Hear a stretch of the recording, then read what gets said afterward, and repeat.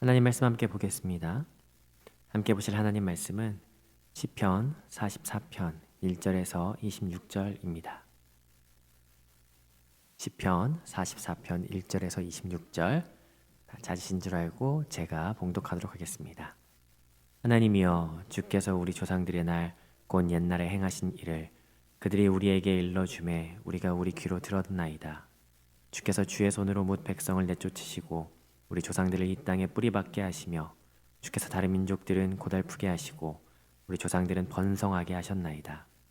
그들이 자기 칼로 땅을 얻어 차지함이 아니요 그들의 팔이 그들을 구원함도 아니라 오직 주의 오른손과 주의 팔과 주의 얼굴의 빛으로 하셨으니 주께서 그들을 기뻐하신 까닭이니이다. 하나님이여, 주는 나의 왕이시니 야곱에게 구원을 베푸소서. 우리가 주를 의지하여 우리 대적을 누르고 우리를 치러 일어나는 자를 주의 이름으로 밟으리이다. 나는 내 활을 의지하지 아니할 것이라 내 칼이 나를 구원하지 못하리이다. 오직 주께서 우리를 우리 원수들에게서 구원하시고 우리를 미워하는 자로 수치를 당하게 하셨나이다. 우리가 종일 하나님을 자랑하였나이다. 우리는 하나님의 이름에 영원히 감사하리이다. 그러나 이제는 주께서 우리를 버려 욕을 당하게 하시고 우리 군대와 함께 나아가지 아니하시나이다. 주께서 우리를 대적에게서 돌아가게 하시니 우리를 미워하는 자가 자기를 위하여 탈취하였나이다. 주께서 우리를 잡아먹힐 양처럼 그들에게 넘겨주시고 여러 민족 중에 우리를 흩으셨나이다. 주께서 주의 백성을 헐값으로 파시며 그들을 판값으로 이익을 얻지 못하셨나이다. 주께서 우리로 하여금 이웃에게 욕을 당하게 하시니 그들이 우리를 둘러싸고 조소하고 조롱하나이다. 주께서 우리를 뭇 백성 중에 이야깃거리가 되게 하시며 민족 중에서 머리 흔들림을 당하게 하셨나이다. 나의 능욕이 종일 내 앞에 있으며 수치가 내 얼굴을 덮었으니 나를 비방하고 욕하는 소리 때문이요 나의 원수와 나의 복수자 때문이니이다. 이 모든 일이 우리에게 임하였으나 우리가 주를 잊지 아니하며 주의 언약을 어기지 아니하였나이다. 우리의 마음은 위축되지 아니하고 우리의 걸음도 주의 길을 떠나지 아니하였으나 주께서 우리를 승량의 처소에 밀어 넣으시고 우리를 사망의 그늘로 덮으셨나이다. 우리가 우리 하나님의 이름을 잊어버렸거나 우리 손을 이방신에게 향하여 폈다면 하나님이 이를 알아내지 아니하셨으리이까. 무릇 주는 마음의 비밀을 아시나이다. 우리가 종일 주를 위하여 죽임을 당하게 되며 도살할 양같이 여김을 받았나이다. 주여 깨소서. 어찌하여 주무시나이까. 일어나시고 우리를 영원히 버리지 마소서. 어찌하여 주의 얼굴을 가리시고 우리의 고난과 압제를 잊으시나이까. 우리 영혼은 진토 속에 파묻히고 우리 몸은 땅에 붙었나이다. 일어나 우리를 도우소서. 주의 인자하심으로 말미암아 우리를 구원하소서. 아멘.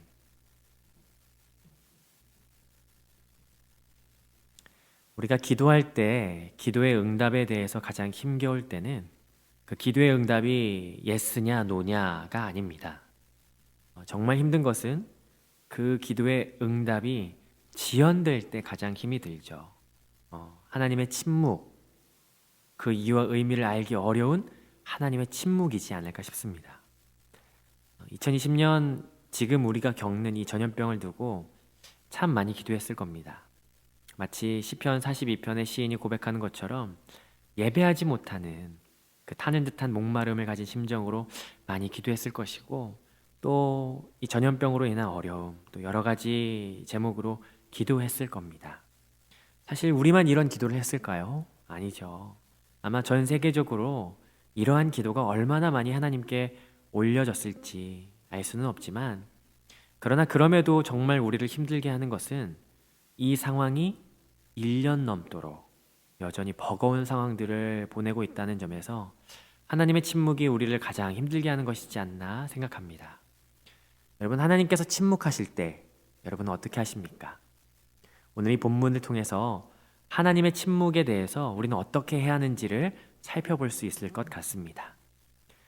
오늘 본문을 읽다 보면 가장 많이 등장하는 단어가 있어요. 한번 눈으로 살펴보시겠어요? 어떤 단어가 가장 많이 등장하는지? 우리라고 하는 단어가 가장 많이 나오죠. 몇 번 나오는지 혹시 아십니까? 39번 나옵니다. 시편이 기도 또는 찬송이라고 할 때 이 본문에서 주어가 우리라고 나온다면 이것은 공동체가 드리는 기도라고 볼 수 있는 거겠죠.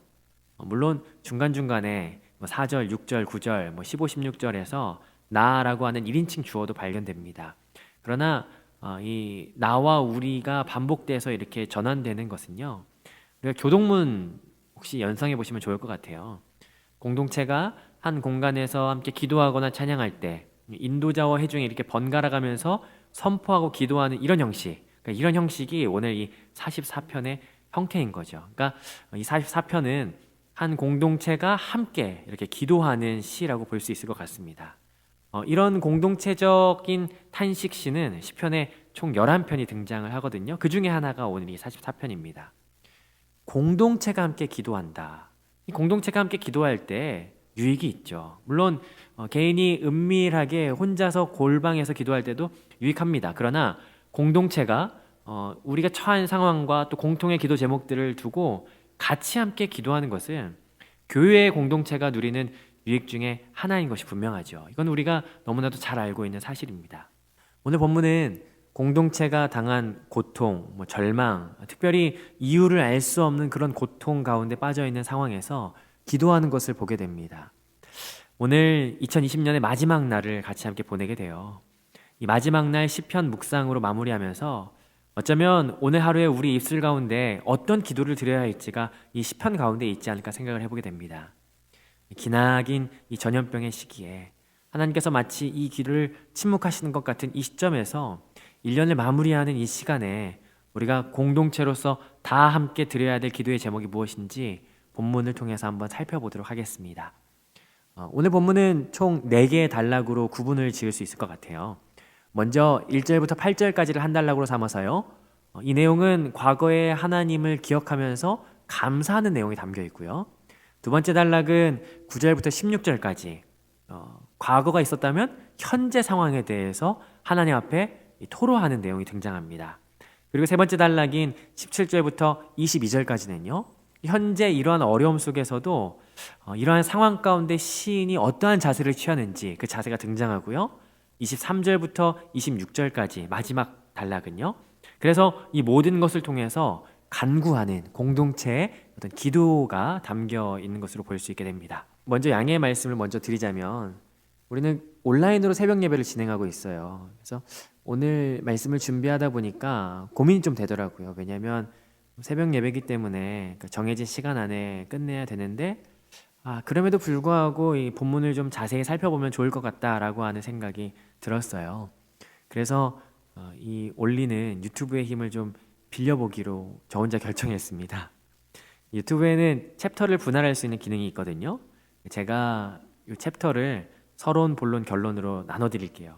나눠드릴 테니까 혹시 시간이 없으신 분들은 스크롤을 이렇게 움직이셔서 서론과 결론만 들으셔도 될 것 같습니다. 12월의 마지막 날에 우리에게 주시는 이 마지막 본문을 저와 함께 같이 어떠한 말씀인지 한번 살펴보도록 하겠습니다. 먼저 첫 번째 단락을 한번 살펴보시겠습니까? 첫 번째 단락은 1절부터 8절까지입니다. 1절부터 8절까지는 구조를 가지고 있어요. 4절을 중심으로 해서 샌드위치라고 하는 구조를 가지고 있죠. 샌드위치 구조라고 하는 것은 키아즘 또는 대칭 구조라고 이야기를 많이 해요. 먼저 겉껍질이 되는 1절과 8절 먼저 한번 살펴보도록 하겠습니다. 1절 어떠한 내용이 담겨 있죠? 1절은 이 단락에 어떠한 서론을 이야기하고 있어요. 뭘 말하고 있습니까? 어떤 과거를 회상하는 하나님이 우리에게 어떤 분이셨는지 우리 조상에게 들었습니다 라고 하는 어떤 서론이 담겨 있죠. 그리고 마지막에 가서는 단락의 끝에서 하나님을 자랑하고 감사하는 것으로 마무리를 하고 있습니다. 그러면 1절과 8절 안에, 그러니까 2절과 7절 사이에는 그러면 그 감사의 제목, 그리고 조상들에게 들었던 그 하나님이 어떠한 분이신지에 대한 내용이 이 안에 들어가 있을 겁니다. 과거에서 우리에게 행하셨던 하나님, 그래서 감사할 수밖에 없는 그 하나님의 역사, 그것이 이 가운데 있는데 한번 살펴보시죠. 하나님 어떤 분이셨는지요. 자, 샌드위치를 하나씩 이제 벗겨가면서 한번 살펴보도록 하겠습니다. 그 안쪽에 있는 껍질을 한번 살펴보시죠. 2절과 7절이거든요. 2절과 7절에서 그 하나님이 어떤 분이라고 이야기를 하죠. 2절에서는 누구를 내쫓으시고 누구를 뿌리박게 하셨죠? 내쫓으신 이들은 뭇 백성이라고 하고 2절 하반절에서는 다른 민족들이라고 이야기합니다. 7절에서는 그들을 뭐라고 이야기하냐면 우리의 원수들, 또 우리의 미워하는 자들을 내쫓으셨다라고 이야기를 하고 있어요. 그들을 어떻게 내쫓으셨습니까? 2절에 보니까 고달프게 하심으로 내쫓아냈다라고 말씀을 하세요. 고달프게 하셨다라고 하는 말은요, 문자적으로 표현을 하자면 그들을 박살내고 그들을 내쳤다라고 하는 말이 됩니다. 7절에 보니까 이는 수치를 당하게 하셨다라고 하는데, 이는 잡초를 완전히 뽑아내듯이 완전히 뿌리까지 뽑아내서 내다 버린 거죠. 그러니까 대적들을 완전히 내쫓으신 겁니다. 그런데 주의 백성들은 어떻게 하셨죠? 그 땅에 뿌리를 박으셨어요. 7절에 보니까 동일한 의미로서 구원하셨다라고 말하죠. 그러니까 가나안 주민은 뿌리채 뽑아서 내치시고 이스라엘 백성은 뿌리를 내리고 번성할 수 있게 하신 역사, 그때를 지금 회상하는 겁니다. 그런데 이 역사가 어떻게 이루어질 수 있었던 걸까요? 이스라엘 군대가 강해서요? 아니면 이스라엘이 잘나서 그랬습니까? 아니죠. 2절과 7절을 시작하는 단어를 한번 살펴보시겠습니까? 2절, 주께서 주의 손으로 라고 시작하고 있고요. 7절은요, 오직 주께서 라고 시작하고 있어요. 이들이 대적에 맞서서 승리할 수 있었던 것은, 그리고 그곳에 뿌리 내려서 살 수 있었던 것은요, 다른 이유가 아닙니다. 하나님의 은혜죠. 하나님께서 하신 일이었어요. 하나님의 은혜로 대적은 뿌리 뽑히고 주의 백성은 뿌리 내리게 되었던 것입니다. 이것이 하나님께서 하신 역사라는 거죠. 하나님께서 과거에 우리에게 하신 일이고 감사의 제목들이라는 겁니다. 그러면 조금 더 안쪽 껍질을 살펴보시겠습니까? 그 안쪽 껍질에서는요, 하나님께서 행하신 일들에 대해서 조금 더 자세히 이야기하고 있는데 3절과 그리고 5절, 6절이 됩니다. 좀 더 명확하게는 3절에서는 과거에 대해서 이야기를 하고 있고요. 5절, 6절은 미래적인 이상을 말하는데 같은 내용으로 볼 수 있어요. 3절을 먼저 한번 같이 보겠습니다. 3절 제가 한번 읽어보겠습니다. 그들이 자기 칼로 땅을 얻어 차지함이 아니요 그들의 팔이 그들을 구원함도 아니라 오직 주의 오른손과 주의 팔과 주의 얼굴빛으로 하셨으니 주께서 그들을 기뻐하신 까닭이니이다. 땅을 차지했다라고 하는 것은요, 칼로 얻은 것이 아닙니다. 그들의 팔로 구하는 것이 아니에요. 여기에서 팔은 힘, 군사력 이런 의미가 있거든요. 저는 개인적으로는 이 팔이라고 하는 단어를 한글 성경에서는 힘으로 번역했으면 어땠을까 싶어요. 그랬으면은 이 3절에서 칼과 힘이라고 하고 6절에서 칼과 활이라고 하는 좀 운율이 맞아 떨어졌을 텐데, 아무튼 이스라엘이 이긴 것은 단지 하나님께서 이스라엘 백성을 기뻐하셨기 때문입니다. 그래서 주의 권능으로 그들을 이기게 해주셨죠. 그 권능이 뭐였습니까? 주의 오른손과 주의 팔과 주의 얼굴빛으로 그들을 이기게 해주신 거였어요. 그래서 미래적 이상인데요, 5절 6절에 우리는 우리의 칼을 의지하지 않을 거예요. 우리의 활을 의지하지 않을 거예요. 주님께서 대적을 누르고 밟게 하심을 기대할 것입니다. 여기에서 누르다라고 하는 의미는 조금 아쉽죠. 의미가 잘 드러나지 않아요. 장면을 좀 연상했으면 좋겠는데요, 어떤 짐승, 소를 연상하면 좋을 것 같아요. 이 소나 이런 짐승이 싸울 때 뿔로 들이받는 거예요. 그런데 들이박는 소가 받치는 소에 비해 월등하게 실력이 좋아요. 그래서 들이받치는 소가 어쩔 줄 몰라 하고 우왕좌왕하면서 도망치고자 하는 그런 모습이 담겨 있는 것이죠. 그렇게 누르다라고 하는 의미가 있어요. 그리고 완전히 밟다라고 하는 의미는요, 살짝 지그시 밟는 의미가 아닙니다. 회복이 불가능할 정도로 완벽하게 꾹 누르는 상태를 의미해요. 완전한 승리를 말하는 거죠. 이러한 승리, 정말 우리가 바라고 기대하는 이 승리가 우리의 칼과 힘이 아니라, 우리의 칼과 활로 되는 것이 아니라 5절 표현을 가져오자면요, 어떤 것에 의해서 되는 겁니까? 주를 의지하여 가능한 것이다 라고 이야기를 해요. 주를 의지하다라고 하는 표현을요, 다른 표현으로 해석하자면요, 주님 안에서 가능하다라고 하는 말이 되는 거예요. 칼과 힘이 아니라, 칼과 활이 아니라 완전한 승리, 완벽한 승리는 주님 안에서 가능하다라고 하는 거예요. 여러분, 요한복음 15장 4절 기억하십니까? 나의 안에 거하라, 나도 너희 안에 거하리라. 가지가 포도나무에 붙어있지 아니하면 스스로 열매를 맺을 수 없음 같이 너희도 내 안에 있지 아니면 그리하리라. 주님 안에 있을 때 열매를 많이 맺히는 것처럼 우리가 할 수 있는 가장 최선의 승리, 가장 최선은요, 주님 안에 거하는 겁니다. 대적이 뿌리 뽑혀 던져지고 들이받쳐서 우왕좌왕하면서 완전히 짓밟혀서 회복 불능이 될 완벽한 승리는요, 다른 것이 아니고 주님 안에 있을 때 가능한 것이다 라고 하는 거죠. 결국 주님이 하시는 겁니다. 우리는 그 안에 거하기만 하면 되는 것이죠. 이것이 하나님의 은혜입니다. 특별히 주님 안에 거하고 주님께서 우리와 함께 하시는 그 은혜, 임마누엘의 은혜가 이 모든 것을 가능하게 한다라고 하는 것을 오늘 이 말씀 통해서 볼 수 있죠. 저는 이 시기에 우리에게 이러한 방향성이 있었으면 좋겠어요. 이 혼란한 시기에 이 결과의 어떠함을 일단 떠나서 먼저 주님 안에 거하는 거예요. 그럴 때 우리에게 승리가 주어질 수 있겠죠. 먼저 주님 안에 거하는 이 은혜가 우리에게 있기를 주님의 이름으로 축복합니다.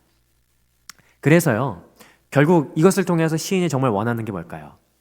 가장 안쪽에 있는 중심에 있는 핵심이죠. 4절이거든요. 4절 무엇을 이야기합니까? 하나님 구원을 베풀어 주십시오. 주님이 나의 왕이십니다. 주님께 모든 주권이 있습니다. 주님 나를 구원해 주십시오 라고 하는 이 간구. 시인이 과거를 회상하면서 그 은혜에 감사하면서 구하는 것은 이거예요. 하나님 그와 동일한 구원을 우리에게도 베풀어 주십시오 라고 하는, 이것이 오늘 이 첫 번째 단락의 핵심이 되겠습니다. 자, 그러면 두 번째 단락을 한번 살펴보시겠습니까? 그러면 왜 구원을 바라게 될까요? 시인이 어떠한 상황이기에 어떠한 현실에 처해 있기 때문에 구원을 구하는 걸까요? 두 번째 단락인데요, 이 단락을 통해서 보면 시인이 처한 현실은요 굉장히 암담하다는 것을 우리는 알 수 있어요. 시작하는 단어만 봐도 알 수 있습니다. 시작하는 단어가 뭡니까? 그러나 이제는 이라는 거예요. 과거에 승리했고 과거에 우리에게 은혜를 베푸셨던 그 하나님의 역사를 쭉 이야기하고 감사리이다 한 다음에 시작하는 단어가 뭐냐면 그러나 이제는 이라는 거예요. 완전히 반전되는 상황을 보게 되는 거죠. 그 내용을 어디에서 엿볼 수 있습니까? 간단하게 요약하는 것이 15절이에요. 15절 같이 한번 읽어보겠습니다. 나의 능욕이 종일 내 앞에 있으며 수치가 내 얼굴을 덮었으니. 이들에게 뭐가 있어요? 능욕과 수치가 있습니다. 능욕은 사람이나 사물로부터 부당하게 무시당하는 것을 의미해요. 수치는 굴욕감, 모욕, 어떤 불명예로 인한 당황스러움, 고통스러움, 이것을 이야기하는 거죠. 수치와 능욕이 있다. 한마디로 말하면 처절한 상황을 말하는 거예요. 과거에는 완전한 승리를 경험했는데 그런데 지금은 능욕과 수치인 아주 처절한 상황을 경험하고 있어요. 그 능욕과 수치의 처절한 상황, 그 처절한 상황이 뭔지 아십니까? 구체적으로 9절부터 14절에 나오거든요. 5가지인데 한번 들어보십시오. 첫 번째는 9절에 나와요. 욕을 당한 거예요. 그 이유가 뭡니까? 버림받았기 때문에 욕을 당했다라고 이야기해요. 버림받았다, 이 단어가 나오는 유명한 신약의 한 구절이 있습니다. 엘리 엘리 라마 사박다니, 나의 하나님 어찌하여 나를 버리시나이까 라고 할 때 이 버리다라고 하는 것에서 나온 거예요. 철저하게 외면당함, 버림받은 상태, 버림받음으로 말미암아 욕을 당한 상태를 지금 이 시인이 보내고 있는 모습입니다. 두 번째는요, 10절인데요 탈취당했어요. 빼앗김을 당한 거죠. 여러분, 누군가로부터 나의 소중한 것을 빼앗김을 당해보셨습니까? 물건이나 어떤 소유에 대해서 샅샅이 뒤져서 빼앗김을 당한 일, 그런 일은요 정말 어떤 감정으로도 표현이 안 되죠. 괴로움, 고통스러움, 그런 상황입니다. 11절과 12절에 보면요, 세 번째인데 헐값으로 팔렸습니다. 노예로 팔려간 것을 의미해요. 내가 노예로 팔려갔다? 그것보다 내 사랑하는 가족이 팔려갔다? 이건요 정말 상상도 하고 싶지 않은 그런 내용입니다. 네 번째는 13절인데요 이웃에게 욕을 당했습니다. 둘러싸여서 조롱을 당하는 것을 말하는 거죠. 따돌림, 집단이 가하는 어떤 그런 모욕감, 수치, 이러한 것을 말합니다. 다섯 번째는요 14절에 나타나 있는데요 이야기거리가 되었습니다. 어떤 뒷담화의 대상이 된 거예요. 기사거리가 된 거예요. 조롱거리, 비웃음거리, 남들로부터 얻어지는 어떤 집단적인 어떤 비웃음, 비난, 이런 것들이 된 거죠. 이 얼마나 괴로운 일들입니까? 얼마나 고통스러운 일입니까? 그래서요 15절에서 시인이 이 능욕과 수치가 내게 있었다라고 하는 것을 어떻게 표현하냐면 능욕이 종일 내 앞에 있다라고 하는 거예요.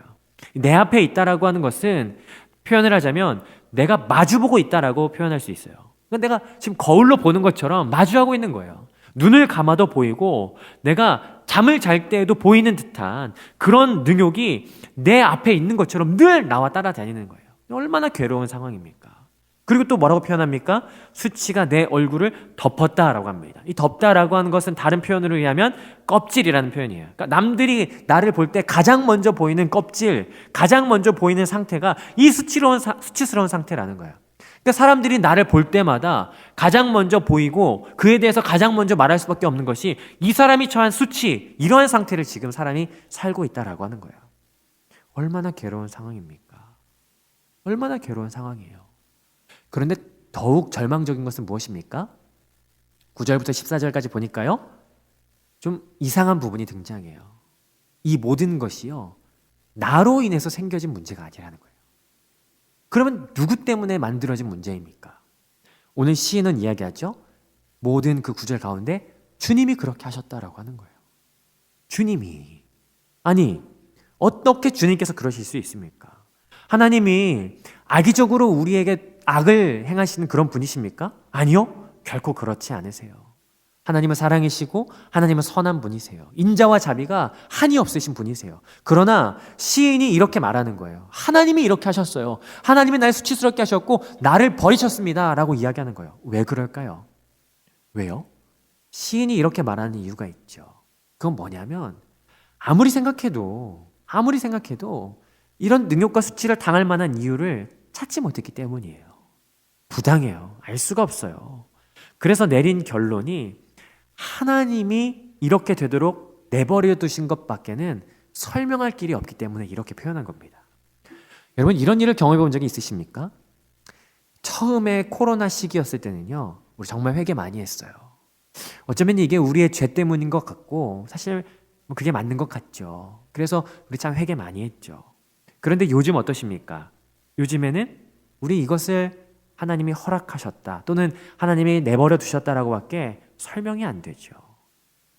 이와 마찬가지인 거예요. 이해할 수 없는 고난, 이해할 수 없는 어떤 수치와 능욕을요, 시인은 하나님의 내버려 두심으로밖에 이해할 수밖에 없는 거예요. 그러면 여러분, 이러한 때 어떻게 해야 될까요? 정말 내가 이해할 수 없고 내 이성과 우리의 생각으로 납득할 수 없는 그러한 고난 가운데 있을 때 우리는 어떻게 해야 될까요? 뭐 이를테면 하나님 저한테 왜 그러십니까? 저도 막 나가 보겠습니까? 뭐 이러시겠습니까? 막 따지고 그냥 뭐 엇나가시겠습니까? 시인의 자세가 오늘 어떤지 한번 살펴보시죠. 세 번째 단락이거든요. 그래서 간구하는 게 있습니다. 44장 17절입니다. 이 17절은 우리가 좀 밑줄도 그어가면서 같이 한번 읽었으면 좋겠어요. 같이 한번 읽어보겠습니다. 시작. 이 모든 일이 우리에게 임하였으나 우리가 주를 잊지 아니하며 주의 언약을 어기지 아니하였나이다. 지금 이해할 수 없고 납득할 수 없는 일들이 우리에게 임했지만, 첫 번째, 우리는 주님을 잊지 않았고, 두 번째, 우리는 주님의 언약을 어기지 않았다. 이것이 우리가 취해야 될 자세입니다. 그리고 18절에 보면요, 우리의 마음은 위축되지 아니하고 우리의 걸음도 주의 길을 떠나지 아니하였어요. 우리의 마음이 위축되지도 않고 떠나지도 않았습니다. 이건 좀 언어 유희거든요. 위축되다, 떠나다, 나사그, 나타흐, 뭐 이렇게 언어 유희를 쓰고 있어요. 특별히 위축되다라고 하는 것은요, 방향을 바꾸다라고 하는 의미가 있죠. 주님을 향한 그 마음에서 방향을 바꾸지 않았어요. 그리고 돌이키지 않았어요. 떠나지 않았어요. 부당한 고통 속에서 하나님이 침묵하신 듯한 이 상황에서도요, 그럼에도 시인은 나쁜 마음을 먹지 않는 거예요. 어떻게 했습니까? 첫 번째, 주님을 잊지 않았고요. 두 번째, 주의 언약을 어기지도 않았어요.